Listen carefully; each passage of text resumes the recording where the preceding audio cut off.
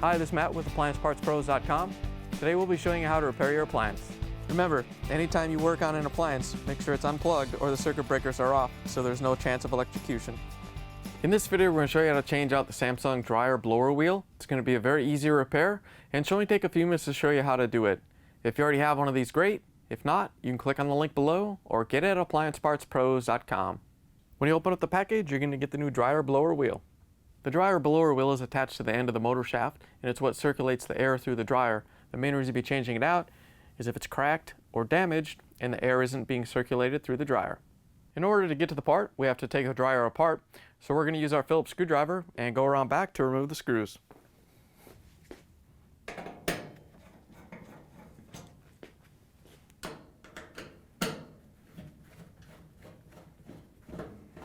Now that we have the screws out, we can remove the top. All you have to do is pull the top back so a couple inches so it gets free of the brackets, and then you can lift it off and set it aside. Now that we have the top off, we can take the control panel off. There's a few locking tabs across the back. We're going to lift up on them to release them and then lift the panel forward. Once you have them all released, you can lift the panel off, and we're just going to set it on the top so it's out of the way. We can open up the dryer door, and we need to remove these two screws at the bottom. We're going to use our Phillips screwdriver to take them out.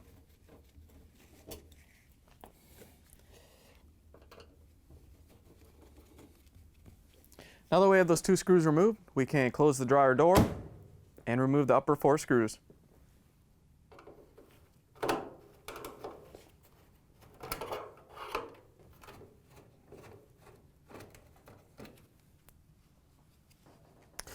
Now that we have the four screws removed, we can pull a panel forward just far enough so we have access to the door switch. If these two tabs right here are holding your panel on, you may have to lift it up a little bit and then pull it out. Once you have the panel released, you can close the door again, and then we're just going to drop it forward enough so you can reach in and pull off the wire harness. There's no locking tab or anything on this one, so all you have to do is pull it off and let it set out of the way.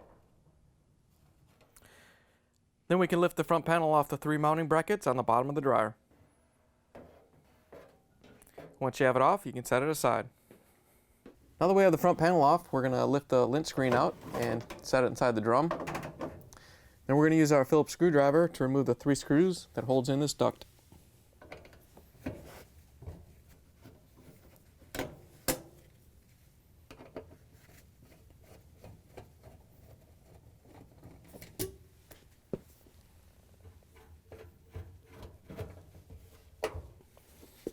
Once you have the screws out, you want to pull the bottom of the duct out a little bit and then pull down so it comes out from the lint screen housing. Once you have it out, you can set it aside. With the duct out of the way, we can remove the two screws that holds in this fitting.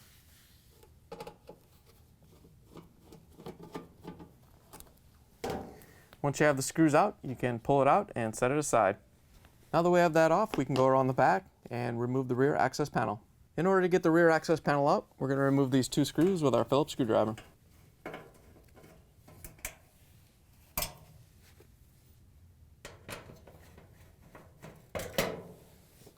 Now that we have the screws out, we can lift the rear access panel off.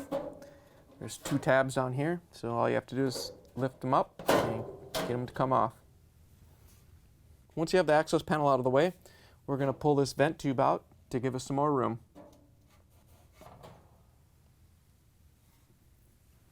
Now that we have the access panel and the air duct out of the way, we can reach in and take the belt off the pulleys. We're going to take the idler pulley and push it towards the outside of the machine.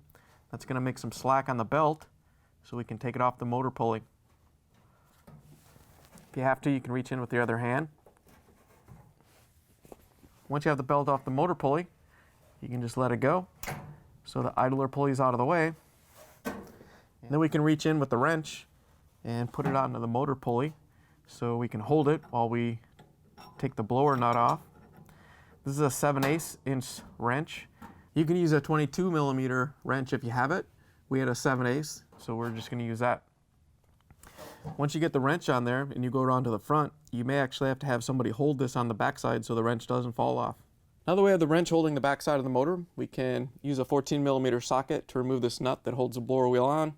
It is reverse threads, So we're going to go clockwise to take it off.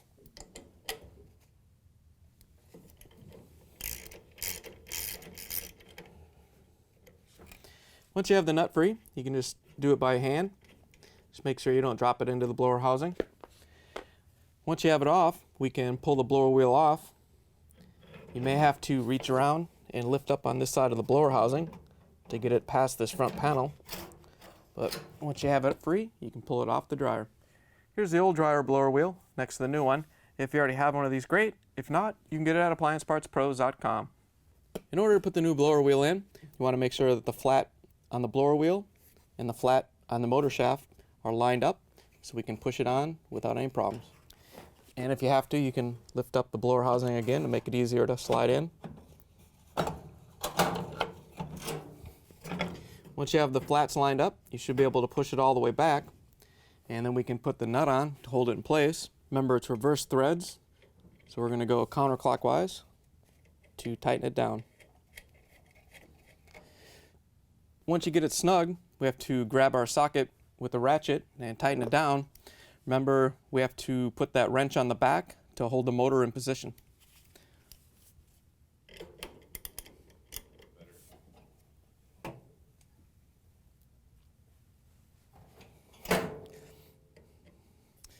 In order to put the plastic fitting in, you want to make sure that this little notch is on the bottom, and this little hole right here will go over this locator pin.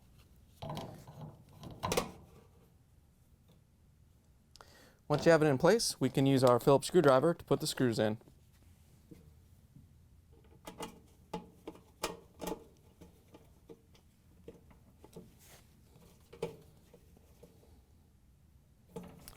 Now that we have that fitting in place, we can put the lower lint filter ducting in. To put this duct down, we have to line it up so it goes right over the lint screen housing. And all you have to do is lift it up into place. Once you have it in place, we can put the 3 screws in with our Phillips screwdriver to hold it in place.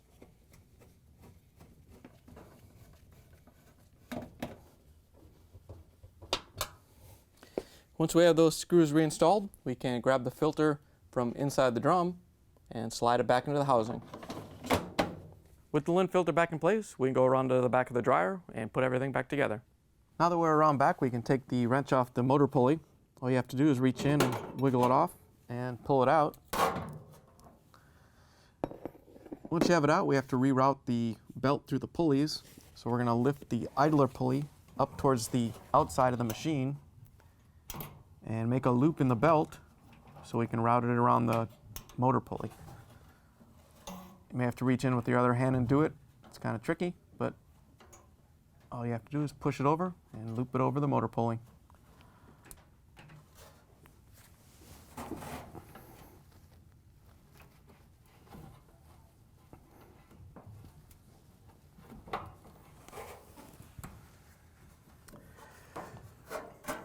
Once you have the belt in place, we can put the exhaust tube and the cover back in place.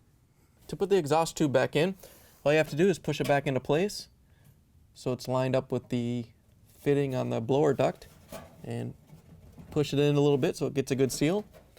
And once you have it in place, we can put the rear cover on. To put the rear cover on, all you have to do is lift up the duct a little bit and get these 2 tabs here and here to go behind the panel. And then you can push it into place. Once you have it in there, you can turn the duct so this little tab comes up its opening, and then we can use our Phillips screwdriver to put the screws back in.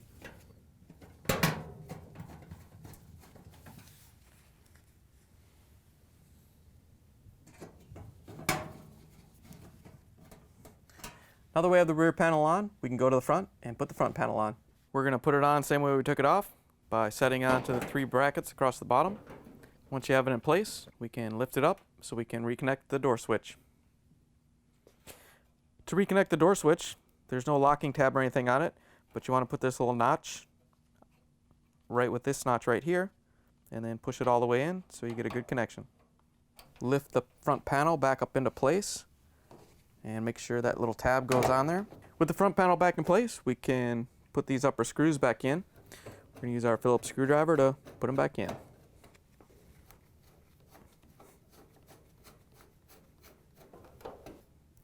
Now that we have the 4 top screws on, we can open up the door and replace the 2 screws that hold the front panel to the lint screen housing.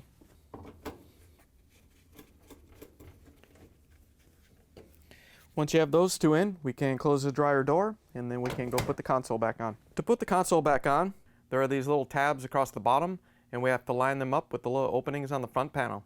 So at not too much of an angle, but a little bit, you want to lower this down so those tabs go in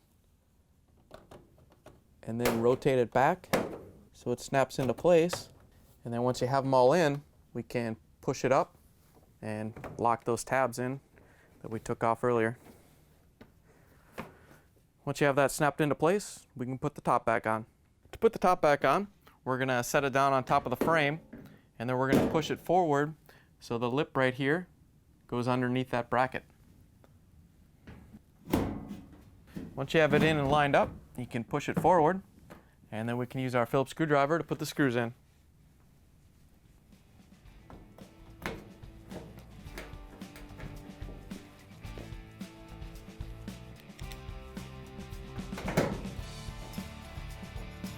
Now that we have the top back on, we can plug the dryer back in and take it for a spin. Thanks for joining us for another successful repair brought to you by AppliancePartsPros.com. Check out our other repair videos on our site, Facebook, and YouTube.